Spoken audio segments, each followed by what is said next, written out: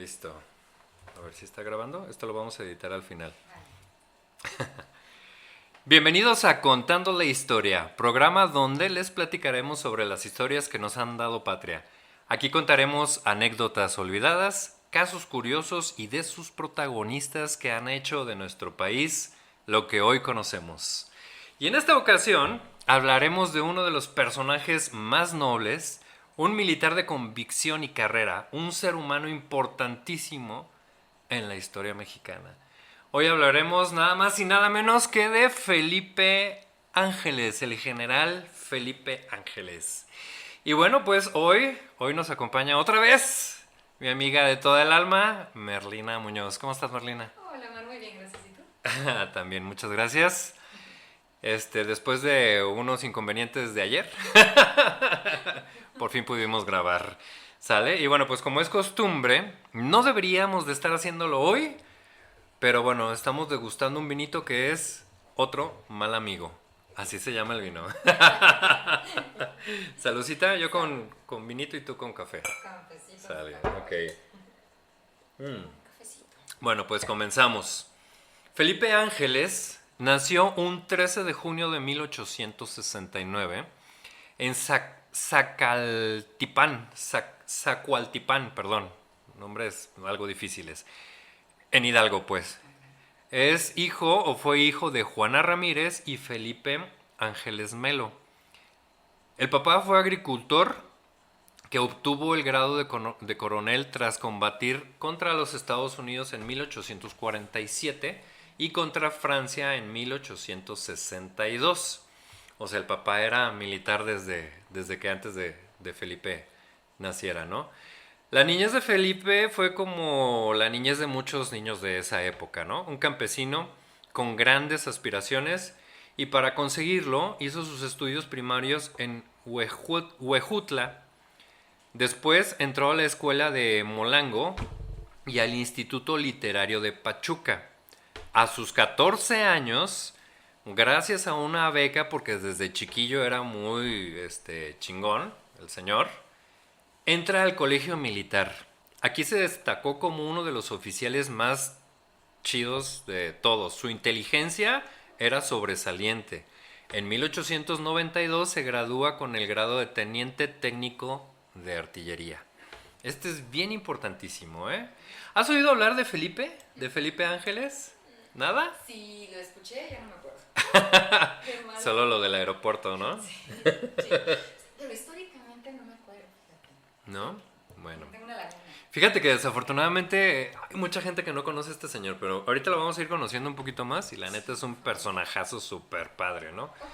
Era muy bueno para las matemáticas, como les dije también para la artillería y la balística, además de la física.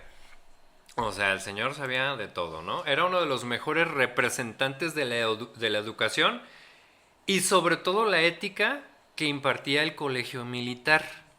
El colegio militar se caracterizaba por chingones Sí. y pues porque tenían mucha ética, ¿no? Al final los militares de aquellas épocas así eran. Es más, era tan chingón que hasta uno de sus maestros, que ya estaba todo ruquillo y ya se iba a jubilar, lo recomendó para que Felipe lo sustituyera. O sea, imagínate, el maestro dijo, oigan, yo ya me voy de aquí, pero quiero que Felipe Ángeles se quede en mi lugar, porque era muy bueno, ¿no? Era un estudiante talentoso, tan talentoso que las autoridades militares lo mandaron a hacer un posgrado a Estados Unidos y después se fue a Francia, en donde refinó sus estudios como todo un militar de carrera. Este señor fue a estudiar con el mejor ejército del mundo, con los franceses, ¿no? Que bueno, que también aquí les dimos en su torre, ¿verdad? Ok, precisamente estaba en Francia cuando estalla la Revolución Mexicana, ¿sale? 1910, se hace todo el desmadre, Felipe andaba allá, y bueno, pues él pide regresar al país para ponerse a las órdenes del gobierno, pero la petición fue denegada. Desafortunadamente, no lo quisieron aquí. En aquellos tiempos, Francisco I. Madero, un personaje muy importante también, no quería romper con el ejército federal, ya que desde los tratados de Juárez, Madero dejó muy en claro que este era el ejército constitucional, es decir, los federales pasaron a ser el ejército constitucional, ¿sale? A pesar de que Madero sabía que no era muy popular entre los círculos del mismo ejército. Había muchos generales porfirianos que no querían a Madero. Sin embargo, Madero los acogió. Dijo, ok, ustedes son parte del ejército, ahora son los buenos, ¿no? Bueno, entonces Madero hizo una movida muy inteligente. ¿Qué hizo este señor, Chaparrito? Buscó a los que sí querían un cambio dentro del ejército.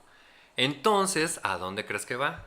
Se va al colegio militar, que por cierto, los cadetes del colegio militar son los que acompañan a Madero cuando entra a la Ciudad de México, que ya se fue de días y todo el rollo, ¿no? Ellos lo escoltaron, ahí, o sea, los cadetes del colegio militar.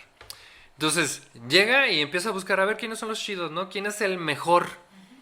Y pues todos le contestan, pues mi general Ángeles. Entonces, pero Ángeles no estaba aquí en México, lo traían allá en Francia, ¿no? Entonces, lo regresa solo mexicano y lo pone como director del colegio militar. Ojo, esta parte es súper importantísima. El señor ya era todo un chingón que andaba allá en Francia educándose. Preguntan quién era el más chido. Dijeron Ángeles, tráigaselo y lo ponen como director del colegio militar. ¿Sale? Ya cuando estaba aquí, Ángeles, el colegio militar y donde estaba Madero, donde el palacio de gobierno donde habitaba Madero, están muy, muy cerca, ¿no? Entonces esto hizo que convivieran de manera regular. Casi a diario, porque el colegio, te digo, estaba muy, muy cerca de donde estaba la sede presidencial, ¿no? Se dice que ambos salían a pasear los domingos a caballo, que compartían intereses en común, y aquí es donde se forja una amistad muy buena y una fuerte lealtad entre ellos. Madero y Ángeles eran uña y mugre, ¿no? Por así decirlo. Digo, al final los dos eran intelectuales y unas mentes muy brillantes. Ángeles se caracteriza por ser un intelectual. Ahorita vamos a ver, de veras, este señor cuando estaba escribiendo esto, híjole, te lo juro que casi me daban ganas de llorar. Pero bueno, en este tiempo, cuando Madero le pide, es en este tiempo cuando Madero le pide que encabece la lucha contra los zapatistas. ¿Por qué? Porque cuando se culminó la revolución, o cuando se fue Díaz, llegó Zapata con Madero y le dijo, oiga, señor presidente, pues ya ganamos, ahora tierra y libertad, ¿no? Necesitamos que reparta la tierra. Madero, como era muy político, dijo, no, espérese, mi general, vamos a hacerlo poco a poco, esto se va a llevar un tiempo. Y Zapata dijo, no, ni madres, pues yo para eso estoy luchando, y que se levanten armas contra Madero. Entonces ahí ya está como otra revolución, ¿no? Pero bueno, ¿qué hace Madero? Manda a Felipe Ángeles a que detenga o que le dé pelea a los zapatistas, ¿no? Bueno, entonces te digo, aquí es como que otra parte de la misma revolución. La revolución tiene muchas etapas, ¿no? Esta es otra, ¿sale? Entonces, como te decía, Madero le pide a Felipe Ángeles que encabece la lucha contra el zapatismo, pero Madero lo que quería era una lucha de contención, no de represión, como ya había estado siendo la lucha contra los zapatistas, ¿no? Así es como nuestro protagonista empieza una lucha contra los campesinos zapatistas. Acuérdate que el ejército libertador del sur eran puros campesinos. Ellos lo que querían era tierra, sí, para sembrar las cosechas, ¿no? Pero bueno, también no quería que fuera una guerra cruel. Y es ahí en Morelos cuando Ángeles se da cuenta de todas las injusticias de las que eran víctimas los campesinos. Se da cuenta cómo los militares, en lugar de buscar solucionar todas estas injusticias, ejercían una brutalidad contra los campesinos y contra sus comunidades. Fíjate, en aquellos tiempos los periódicos publicaban que quemaban las casas, que los fusilaban sin juicio, que hacían ejecuciones en masa de campesinos. Y bueno, pues era una política de la tierra arrasada. Todo lo que veas aquí lo quemas para que nadie la use, ¿no? Y eso era lo que estaban haciendo antes de que llegara Ángeles ahí, ¿no? Era una total brutalidad por parte del ejército a mandos de un tal Juvencio Robles. Ese güey era el que traía en chinga a los pobres zapatistas, ¿no? La neta los quería exterminar. O sea, era una guerra de exterminio lo que traía este señor. Así es que Ángeles, indignado por todo esto, y súmale que se encuentra con soldados que estaban en una situación muy precaria porque estaban mal comidos, los uniformes estaban todos rotos, estaban sucios. Entonces, ¿qué hace Ángel? Se empieza a reflexionar sobre la formación militar. Fíjate cómo este señor era un pensador. Era todo un pensador. O sea, él llega, ve cómo tratan mal a los campesinos, ve cómo el ejército estaba de la chingada. ¿Y qué hace? Se pone a reflexionar sobre la formación militar. Dice, algo estamos haciendo mal, ¿no? Él dice que los militares deben de ser formados a partir del amor y del respeto por el pueblo. O sea, el otro lado de la moneda. Los otros que querían acribillar y exterminar a los zapatistas, llega con una política diferente. Fíjate, ahí te va uno de los escritos de Ángeles.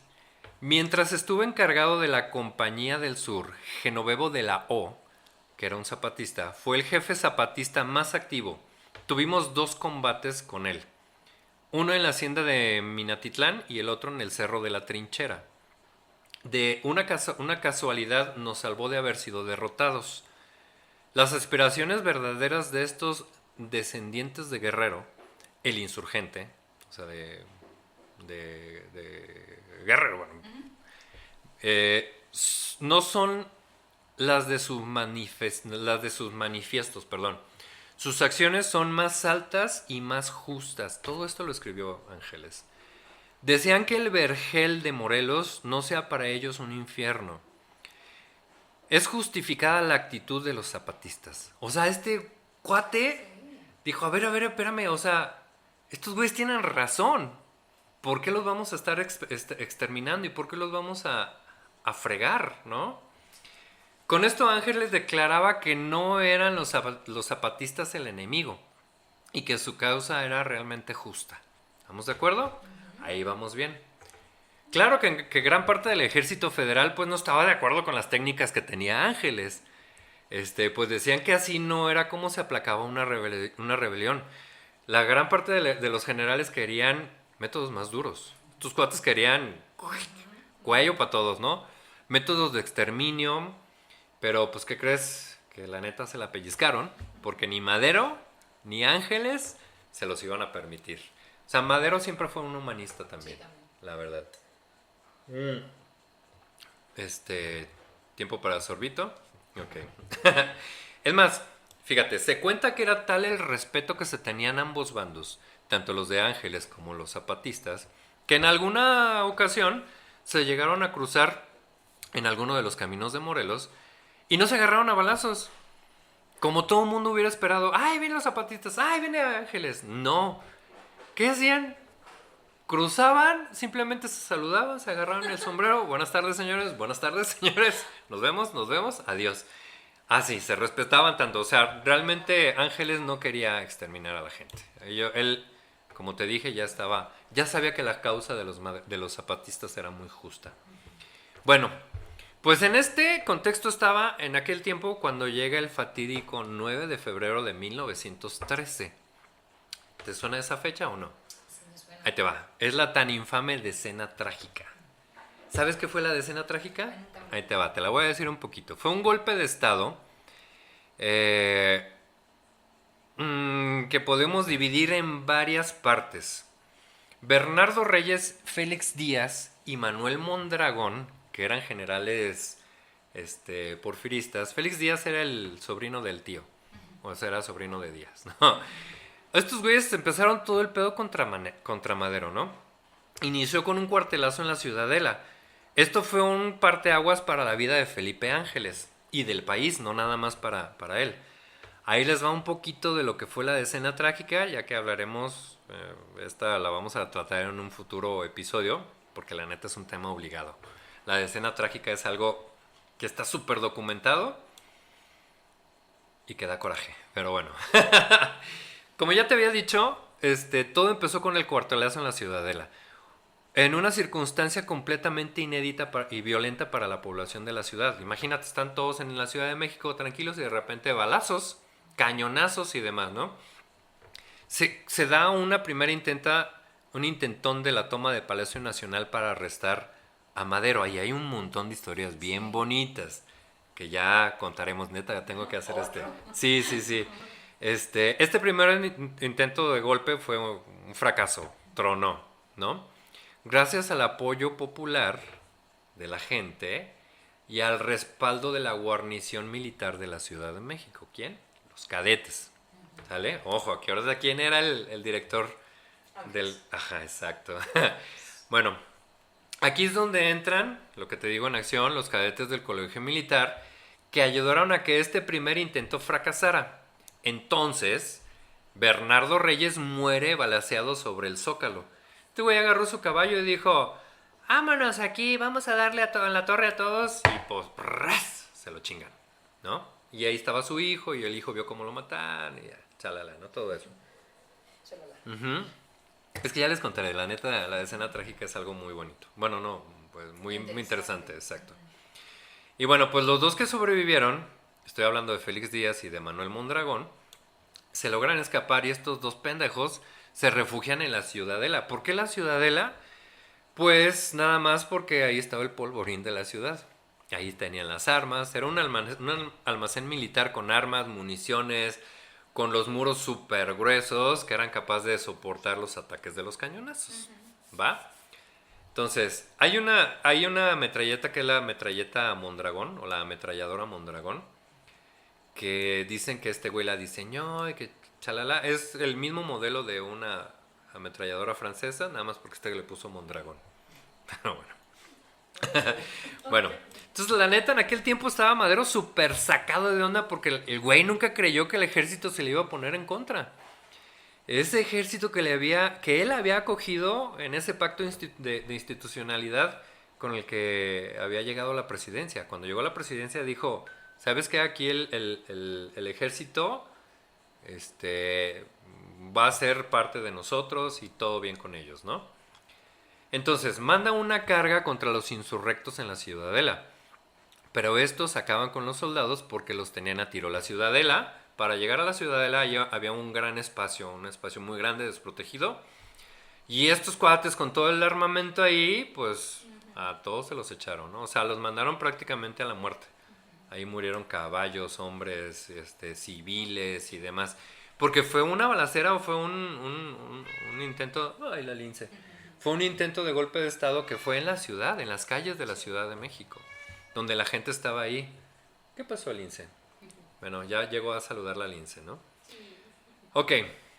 Entonces, Madero toma la decisión de poner al mando de la toma de la ciudad, o de la recuperación de la Ciudadela, al militar con mayor rango en ese momento.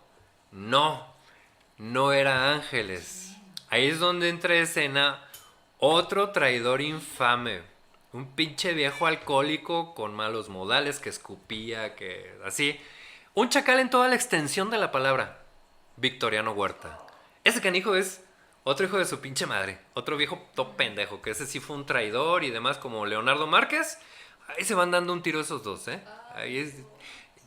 Leí las memorias de Huerta y Huerta dice que él hizo todo por el bien de la nación y demás, pero bueno, ojo, Huerta es una parte bien importante de otra etapa de la revolución, ¿sale? Fíjate, top pendejo de Huerta había sido uno de los militares que había combatido a Pascual Orozco. Pascual Orozco era otro de los revolucionarios también muy importantes, ¿no? Madero está informado de que habían invitado a Huerta a unirse con Bernardo Reyes para ese levantamiento contra él, contra el mismo Madero. Pero Madero también sabía que en ambas ocasiones le pidieron 2 veces, el Huerta les había dicho que que no quería unirse con los golpistas. Huerta tenía miedo de unirse al complot. Después aprovechó la situación y ahí te va. ¿Sale? Bueno, una vez que ya se calmó todo el desmadre, todo este pedo y que recuperaron Palacio Nacional, el chaparrito y espiritista de Madero, porque era espiritista, no sé si sabías eso, todo sacado de onda por el intento de golpe de estado, dice, esto ya valió madre. Necesito gente de confianza ahora sí. ¿Y en quién piensa? Pues en Ángeles. Entonces decide él ir personalmente hasta Puebla, porque allá estaba apostado Felipe, y le dice, mi comandante, esto ya valió madre, y la neta tú siempre has sido mi valedor. Así le dijo este Madero a Ángeles, ¿no?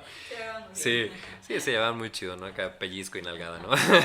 Sé que eres el único militar de honor, así que necesito que te jales conmigo para que me cuides, compadre.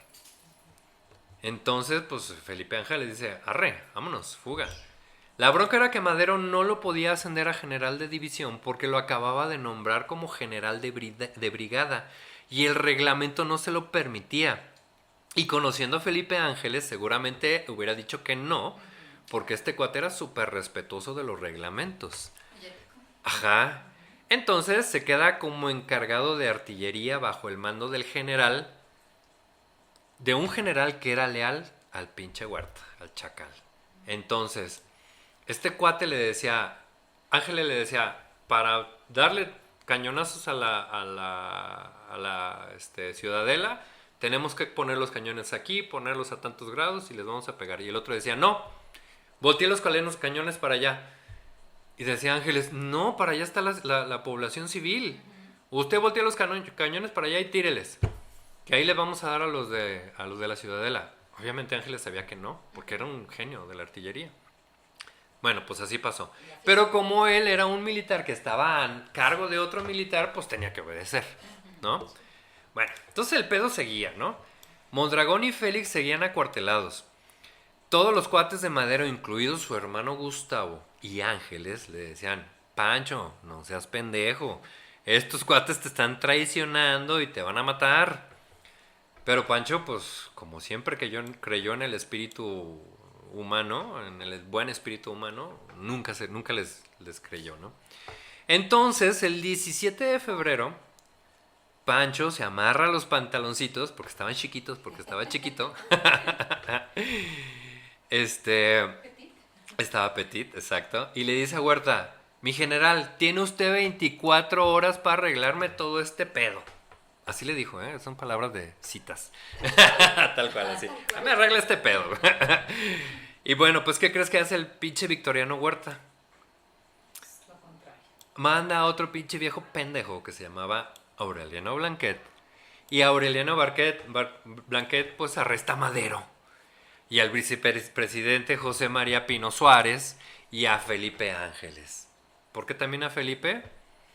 Pues porque sabía dónde estaban las lealtades de Ángeles. ¿Estás de acuerdo? Entonces, agarran, ya hacen prisionero a Madero, hacen prisionero al vicepresidente Pino Suárez y hacen prisionero a Ángeles. Esa fue la última vez que tuvimos un vicepresidente. En teoría los vicepresidentes no deben de estar en el mismo lugar, por si agarran a uno, el otro está todavía ahí en funciones. Pero estos cuates andaban juntos siempre, ¿no? Ese fue un error de Madero. Pero bueno, total, Huerta ya los tenía los tres en la intendencia de Palacio hechos prisioneros. Una vez que Madero firma la renuncia a la presidencia, porque Huerta lo que quería era que Francisco y Madero firmara, para que no fuera tomado como un usurpador. Él quería hacerlo de manera legal y lo hizo de manera legal. ¿Sale? Era obligado. Ajá, sí, sí. Porque obligó al chaparrito a firmar, ¿no? Entonces, una vez que firma, coaccionado, sí, claro, sí. O sea, a ellos les habían dicho, el embajador de Cuba, esto no lo tengo aquí escrito, pero ahí te va. El embajador de Cuba les dijo a Huerta, oiga, yo le doy asilo político a la familia del presidente, me llevo al vicepresidente y démelos. Entonces Huerta le dijo, si usted me firma, ahorita lo mando a Veracruz y de Veracruz un barco a Puebla. Y ya, pues por eso firmó este señor, ¿no? Pero bueno, entonces, una vez que Madero firma la renuncia a la presidencia, Este güey los mata de una manera traicionera. Traicionera. Los manda a Lecumberri. Esto te digo, ya lo voy a platicar con más detalle porque hasta ahí lo que dijeron Madero y lo que dijo Pino Suárez. Pero nada más manda a ellos dos, a Madero y a Pino Suárez. A Ángeles no lo mueve, los mandan a Lecumberri,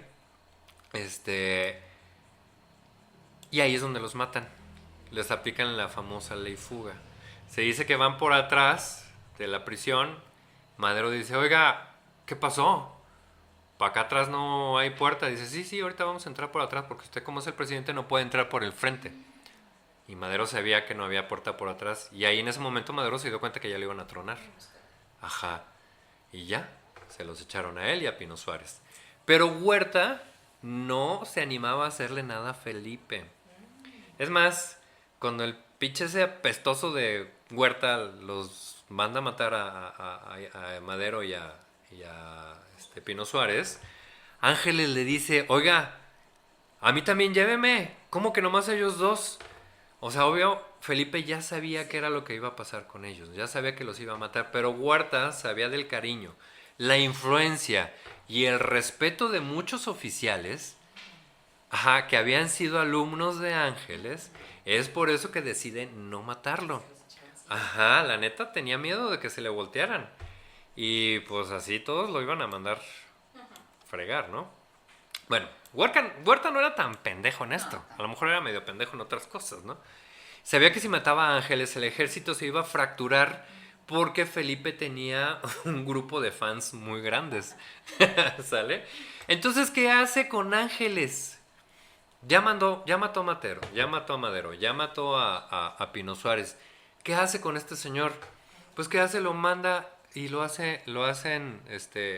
hacen un juicio donde realmente no pasa nada en ese juicio. Y lo mandan otra vez comisionado a París. No lo querían matar, no sabían cómo matarlo, le tenían miedo a que lo mataran. Así es que no te puedo matar, te mando lejos. Ajá, exactamente. Lo mandaron otra vez a París.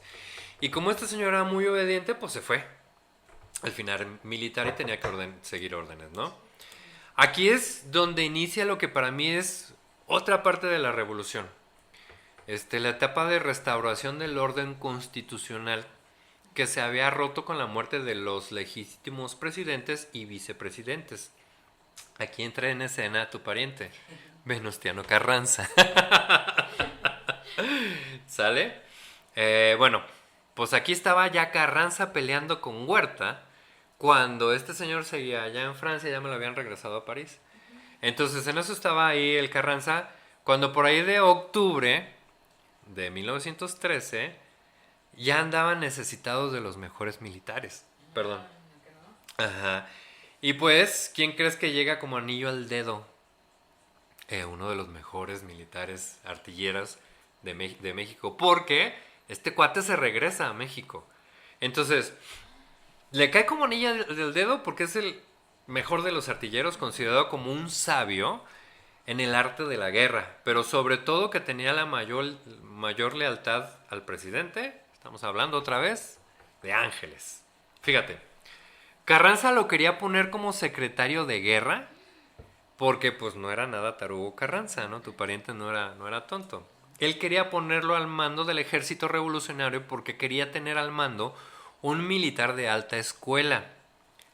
Pero ¿quién crees que dijo que no? El pinche manco de Celaya, el Álvaro Obregón, se opuso porque pues ahí había celos militares, ¿no?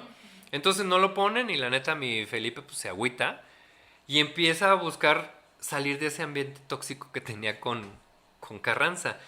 Carranza, Obregón, lo menospreciaban. A pesar de que lo trajeron porque sabían que este cuate era muy bueno, pues a pesar de eso tuvo mucha oposición con Álvaro Obregón. Fíjate, lo nombraron subsecretario de guerra, pero en realidad solo le dieron una chamba godín. En cierta forma, era un puesto de congeladora. Se da cuenta que como que se quedaba sin amigos y como que los maderistas que estaban en ese mismo bando, se estaban yendo con Pancho Villa a Chihuahua. Entonces dijo, ah, caray, a ver, aquí ya nadie me quiere. Los maderistas que estaban con nosotros ya no están aquí, se están yendo a Chihuahua. Entonces, pues, ¿qué onda? ¿Qué estoy haciendo aquí? Ajá, Villa ya tenía cierta formación, una, tenía como una forma autónoma, tanto política como militar. Ese güey traía su propio desmadre, Villa traía su propio relajo. Aquí es cuando Ángeles se une con el ejército del norte. No se sabe bien si Pancho pidió que Ángeles se uniera o Ángeles le pidió a Pancho unirse a ellos. Bueno, el chiste es que Ángeles llega en enero de 1914 cuando Villa acababa de tomar Ojinaga. Para este momento, las fuerzas de Villa eran medio improvisadas, perdón. Villa se da cuenta que necesita un verdadero militar otra vez, ¿sale? ¿Y quién mejor que el mejor? Ajá, el hecho es que Villa admiraba la inteligencia de Felipe Ángeles. También lo admiraba porque Villa era un estratega. Ángeles admiraba a Villa porque Villa era un estratega innato. Le decía eso a su esposa Clarita Ángeles en las cartas que le mandaba. Le decía, Villa es una mezcla entre Napoleón y Bolívar. O sea, los dos güeyes tenían así como cierta admiración uno por el otro, ¿no? Wow. Fíjate, Madero le salvó la vida a Villa una vez que iba a ser fusilado precisamente por Huerta, y de ahí le agarró mucho cariño. Además, Ángeles era el más leal a Madero, por eso eran muy cuates, ¿no? El común denominador que estos dos cuates tenían era la lealtad hacia Madero. Entonces se hicieron muy amigos, una amistad muy fuerte. Es así como Ángeles es nombrado jefe de artillería de la División del Norte. ¿Sale? Y pasa a ser el gran diseñador de las grandes estrategias militares, de las más famosas victorias de Villa.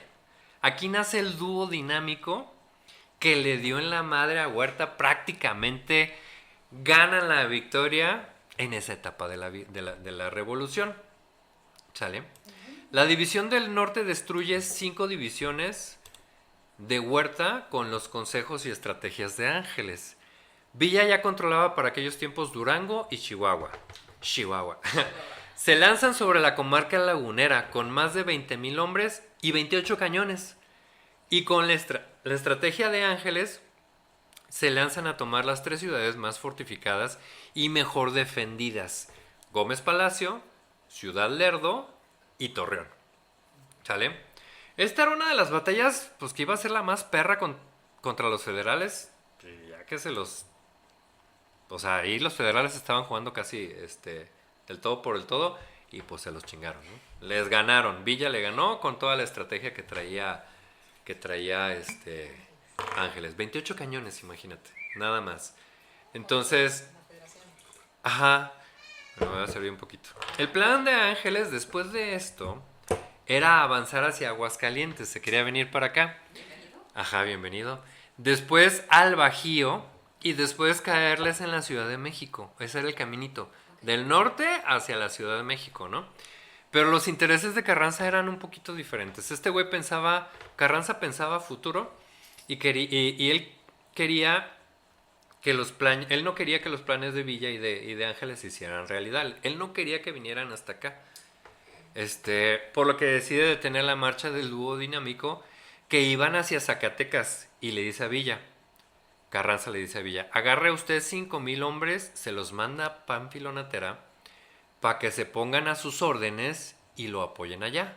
O sea, Carranza le dijo a Villa, usted mande 5,000 hombres ahí con Pánfilo Natera para que le ayude, ¿no? Pero la neta, como Villa era todo un rebelde, le dicen, Nel pastel, Nel, 5,000 no van a hacer nada. Y desobedece a Carranza y que se lanza con toda la división del norte. Es más, le dice a Carranza, yo voy a llegar con todos mis muchachitos y el general Natera se tiene que poner a mis órdenes. Nada de que yo me voy a poner a las órdenes de ese güey. ¿Estás de acuerdo? O sea, aparte de la personalidad de Villa era así, ¿no? Exacto. Así es que se empiezan a mandar unos WhatsApp. Bueno, eran telegramas, ¿no?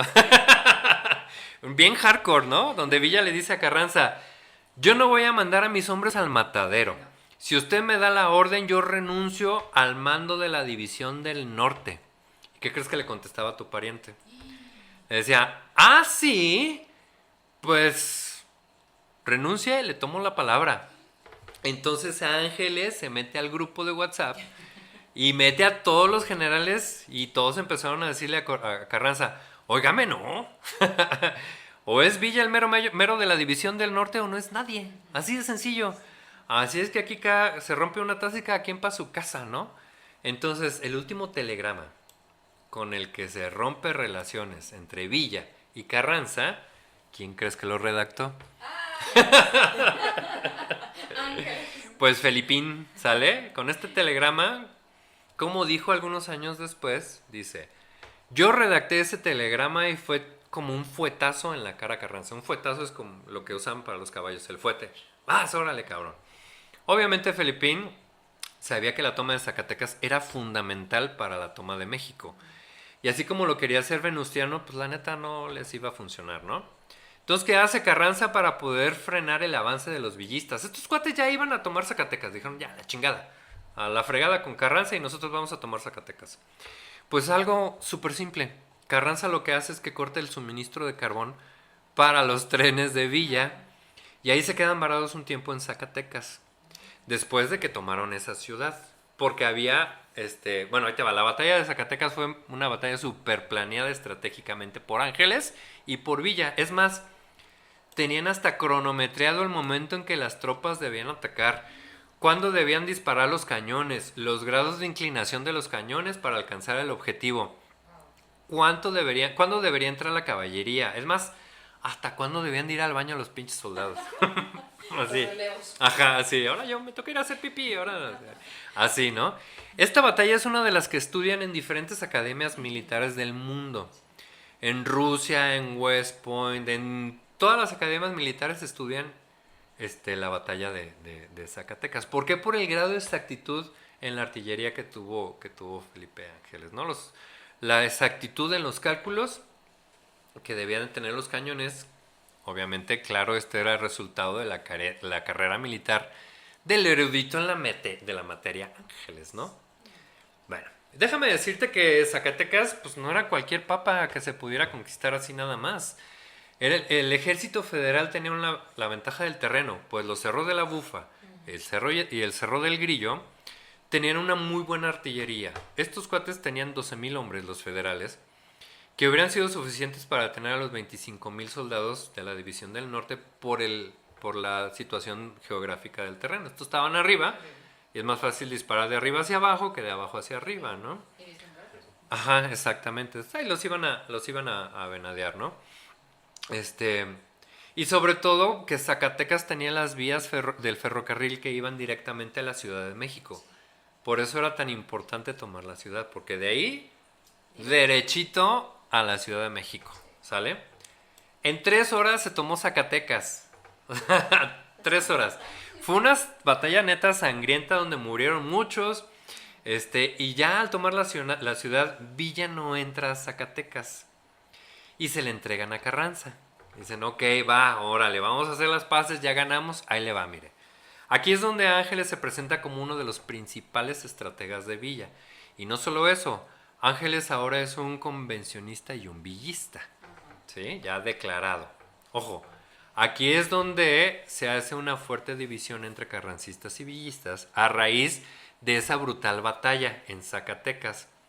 Acuerdan reunirse en Torreón para limar asperezas y retomar el rumbo para poder quitar a Huerta de la presidencia. Pero Villa y Ángeles, obviamente, sabían que irse hacia el norte era retroceder en el avance hacia México.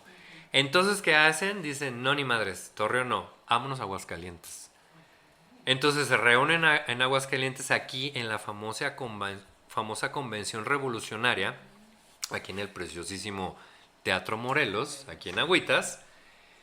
Y bueno, aquí se pretende que se reúnan todos los representantes de los grupos revolucionarios, tanto zapatistas, villistas, obregonistas, por supuesto carrancistas, pero al principio solamente llega Villa, sus gentes y los convencionistas, que son la gente de Carranza, ¿no?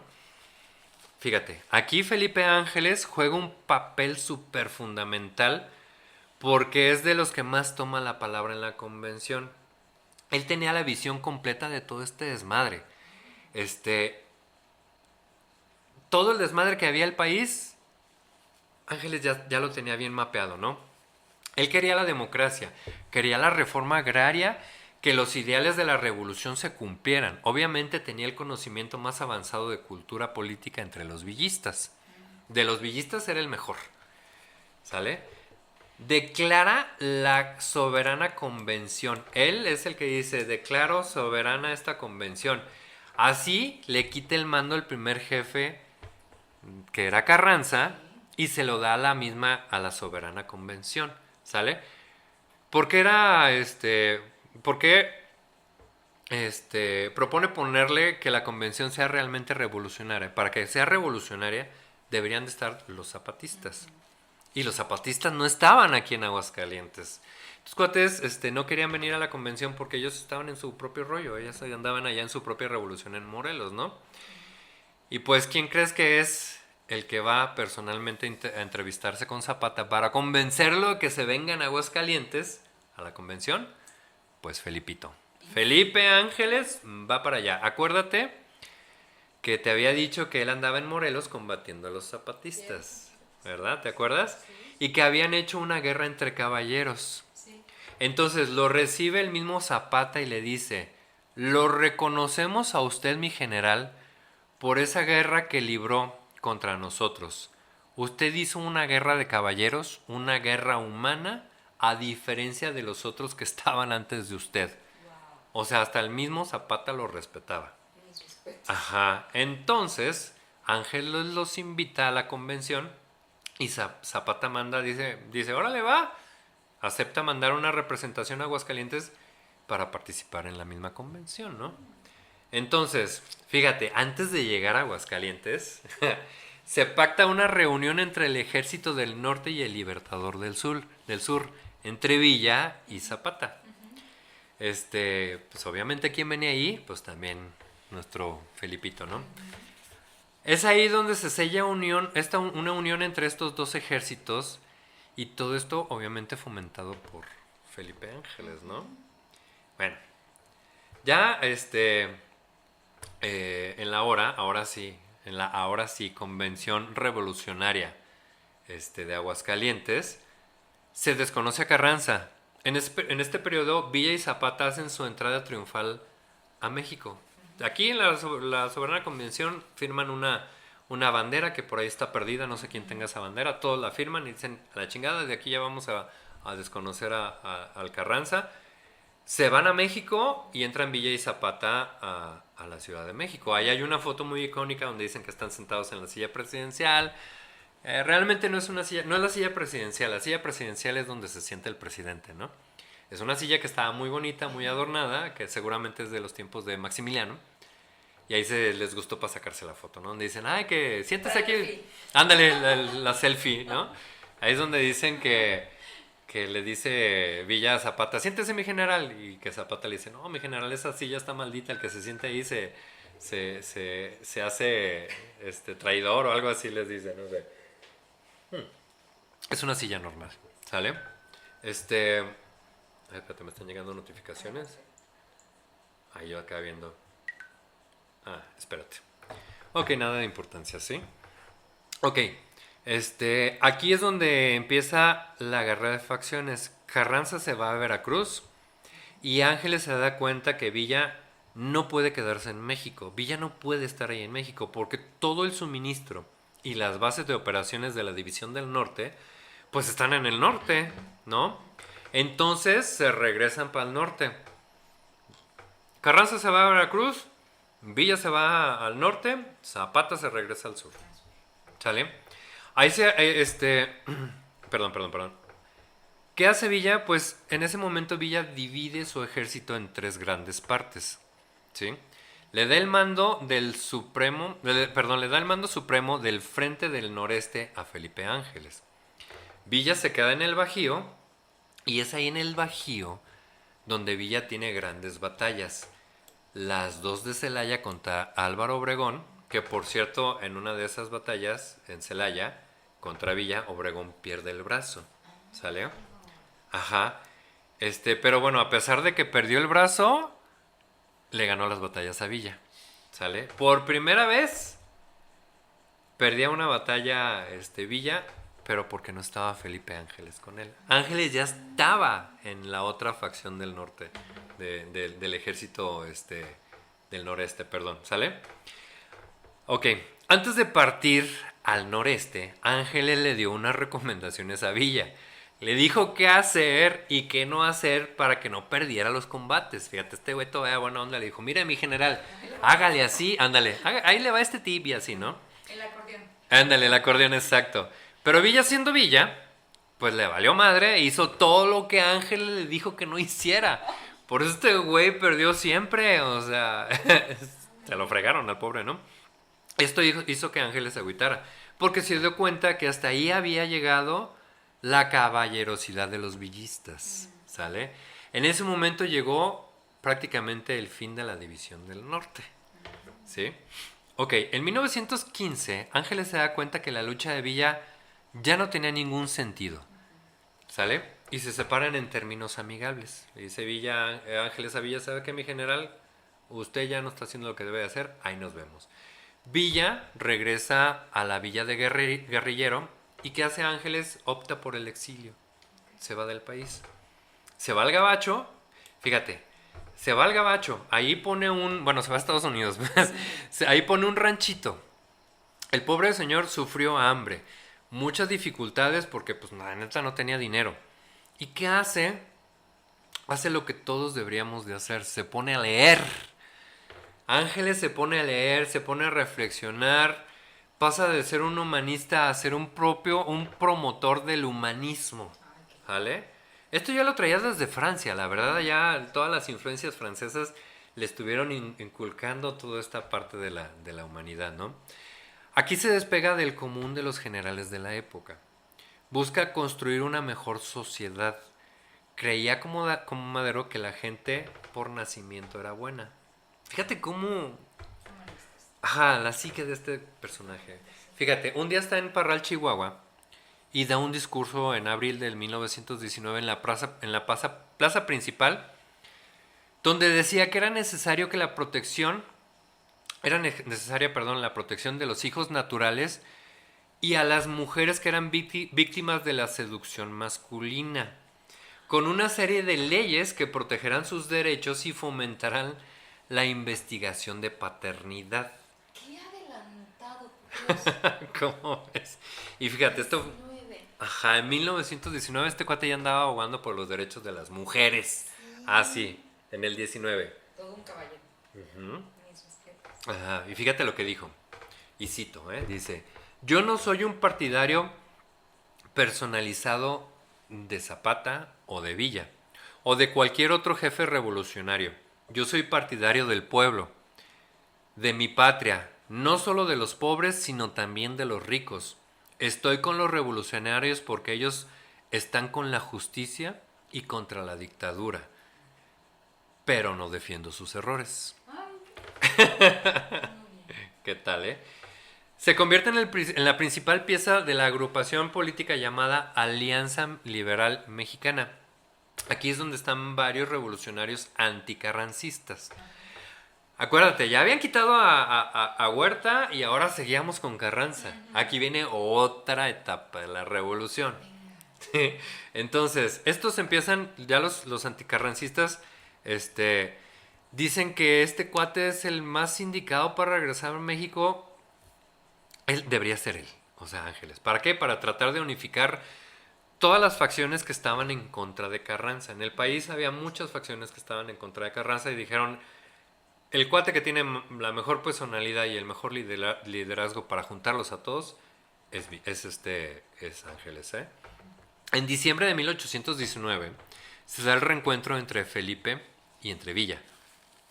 Se da cuenta que Villa ya no era el revolucionario que dejó en 1915. Ahora Villa era un guerrillero, cruel y perseguido. Villa hizo un chorro de tropelías, ¿sale? Esto obviamente no le gusta a Ángeles porque Villa no tomaba prisioneros. Villa pelao que agarraba, pelao que torturaba y fusilaba. Ángeles le pide que pare la matanza. Muchas veces él estuvo interviniendo por gente para que no lo matara. En este tiempo es cuando matan a Zapata, allá en Chinameca, quien era la otra esperanza del resurgimiento revolucionario. A Ángeles se le acaban las opciones. Ve que Villa ya no es el mismo Villa, le acaban de matar a Zapata, ya no hay como un líder así, bueno, ¿no? Bueno, por allá en Chihuahua iba por alguno de esos caminos polvorientos de los años 1900, acompañado de 3 o 4 compañeros, cuando es arrestado. Se dice que el Judas fue algún miembro de las defensas sociales de Chihuahua y es entregado a los carrancistas. Por eso dice eso, quién sabe si habrá sido cierto, ¿no? Total que lo arrestan y se lo entregan a los carrancistas.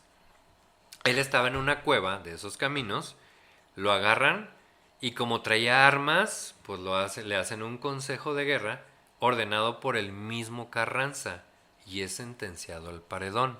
Ojo, este último juicio es muy interesante y valdría la pena hacer todo un análisis de este juicio. ¿Por qué? Porque Carranza no ordenó directamente el injusto fusilamiento de Ángeles. Para eso estaba el Consejo de Guerra. ¿Sale? Recibieron cartas solicitando el perdón de todo el mundo. Todo el mundo quería que lo perdonara. Inclusive el gobierno de los Estados Unidos en Washington pidió clemencia para el general Ángeles. Ajá. Un grupo de mujeres de Chihuahua se organizaron para escribirle a Carranza y al presidente del tribunal pidiendo el perdón para el general. ¿Y por qué las mujeres pedían el indulto? Pues porque ellas habían sido testigos de las discusiones que tuvo Ángeles con Villa para parar las matanzas, los fusilamientos. Ellas eran las esposas, las hermanas, las hijas de los que logró salvar Felipe Ángeles de las garras de Villa. O sea, por eso perdían el perdón de Felipe Ángeles, ¿no? Todas estas peticiones desafortunadamente fueron ignoradas.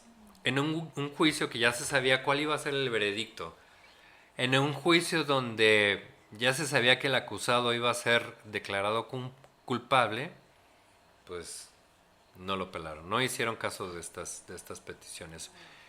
Paradójicamente, es enjuiciado en el Teatro de los Héroes de Chihuahua. El jurado formado por militares carrancistas de segundo nivel, o sea, no eran los chidos, pero tampoco eran los más jodidos, eran el que seguía de los chidos, ¿no? Le dan la oportunidad de hablar y de defenderse.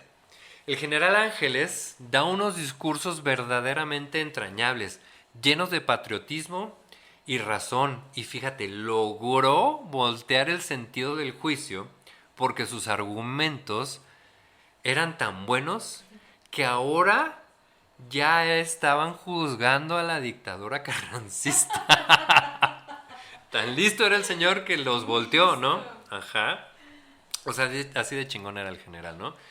Sin embargo, como ya te dije, pues el veredicto ya estaba de antemano dictado y pues fue condenado a la muerte en el paredón. ¿Sí? Te voy a relatar un poquito lo que pasó.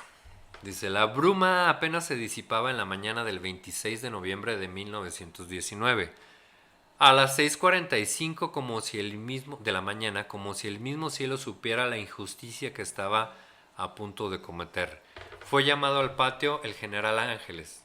Se paró del catre, que tenía como cama en su celda, y exclamó, ya es hora. Se paró con el pecho en el aire y la mirada al cielo, frente al pelotón. Agradeció al capitán del pelotón y le pidió poder ordenar su propio fusilamiento.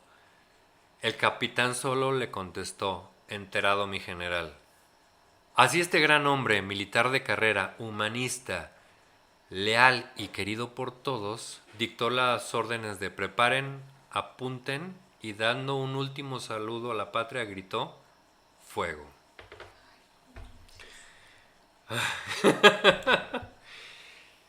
Dios, Wow. o sea, Qué valiente.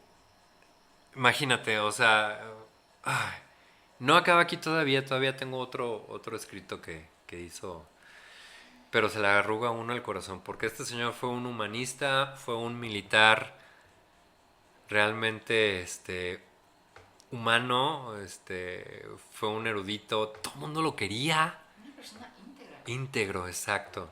Era tan leal que se ganó el respeto de todos, ¿sale?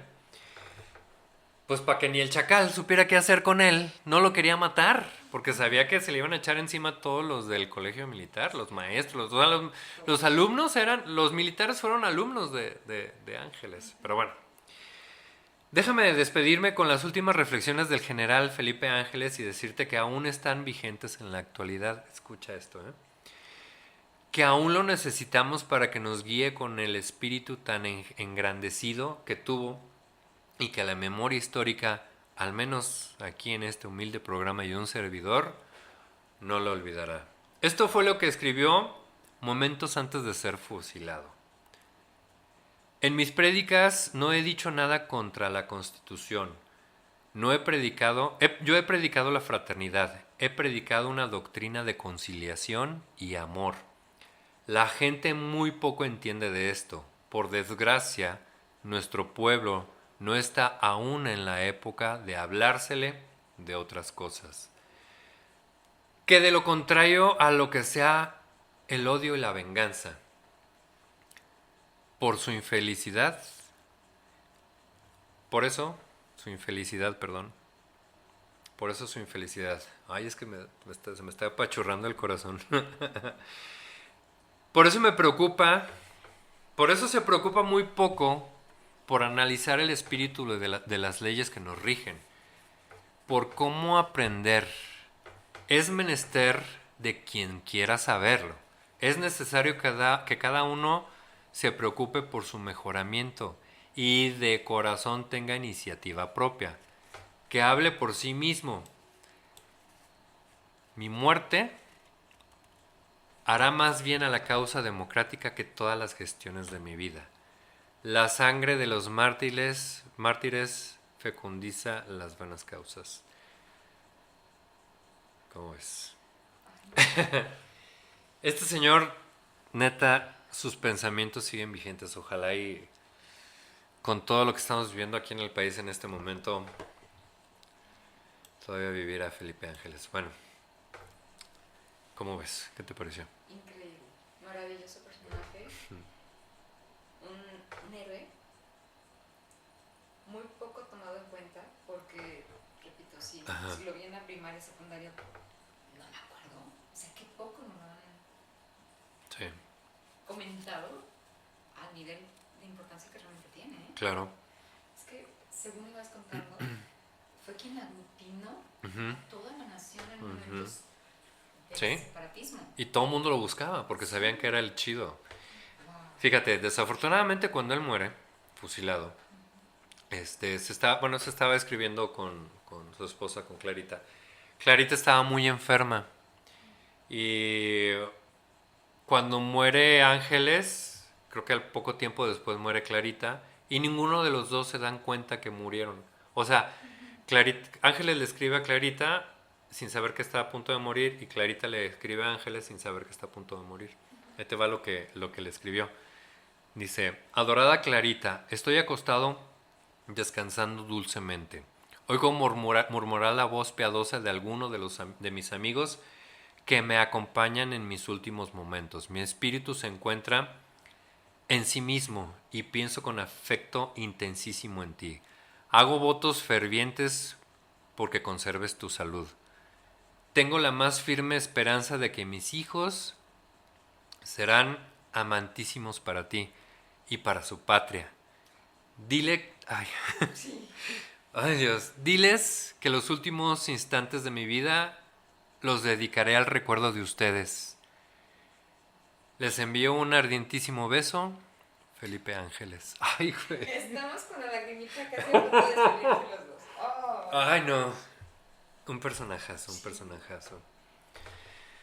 La verdad es que ninguno se entera de la muerte del otro porque ambos mueren casi al mismo tiempo. Desafortunadamente. Bueno, y qué bueno que no se dieron cuenta. Entonces, pues este fue Felipe Ángeles. La verdad, te digo, un personaje... Híjole, yo creo que todos deberíamos de saber. Todos deberíamos de conocerlo. No nada más por el aeropuerto, que todo el mundo critica el aeropuerto y chalala.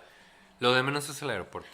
Qué bueno que por lo menos un aeropuerto tiene su nombre. Sí. Hay muchas escuelas, hay calles que gracias a Dios tienen su nombre, pero la contribución que hizo Felipe Ángeles a la revolución en todas las etapas fue muy grande.